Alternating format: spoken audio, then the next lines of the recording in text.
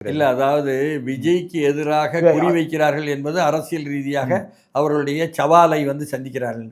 இப்ப ஆதவ அர்ஜுனாவை குறிவைக்க ஆரம்பிச்சுட்டாங்க. இல்ல, பிரதானமா நம்ம பார்க்கக்கூடிய ஒரே ஒரு குற்றச்சாட்டு, திமுகவே அவரை அனுப்பி வைத்திருக்கலாம் விஜயிடம் அப்படிங்கிற ஒரு குற்றச்சாட்டையும் வைக்கிறாரு. அதற்கு ஏற்றாற் போல ஊடகங்களையும் அது போன்ற செய்திகள் சில வருவதை பார்க்க முடியுது. திமுக அதை அனுப்பியதா அப்படிங்கிற ஒரு கேள்வி. அப்படி சந்தேகங்கள் கிளப்ப வேண்டிய அவசியம் இல்லை. என்னன்னு சொன்னா, ஆதவ அர்ஜுனா உணர்ச்சி வசப்பட்டு அதிகமாக திமுகவை குறிப்பாக வைத்துக்கொண்டு தாக்குதல் என்பது வந்து கொடுப்பதற்கான நியாயங்கள் எல்லாம் வரலாற்றில் நடந்திருக்கு. இவரே ஆதவ அர்ஜுனாவே சொல்கிறார், அதே கூட்டத்தில் சொல்கிறார், அதே சிறப்பு பொதுக்குழுவில் நான் 10 ஆண்டுகள் அவர்களுடன் பணியாற்றினேன். ஆமாம், அதுக்கு மன்னிப்பும் கேட்டுக்கிறேன்ட்டாரு.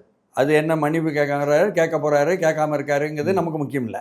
ஆனால் பணியாற்றினார் என்பது நடைமுறையில் வந்து அவர் ஒப்புக்கொள்ளக்கூடிய வாக்குமூலம். அப்படி பணியாற்றும் பொழுது என்னெல்லாம் செய்தார், எந்த மாதிரி எல்லாம் ஈடுபட்டார், என்னெல்லாம் வாக்குறுதிகள் கொடுக்கப்பட்டன என்பதெல்லாம் இருக்கு.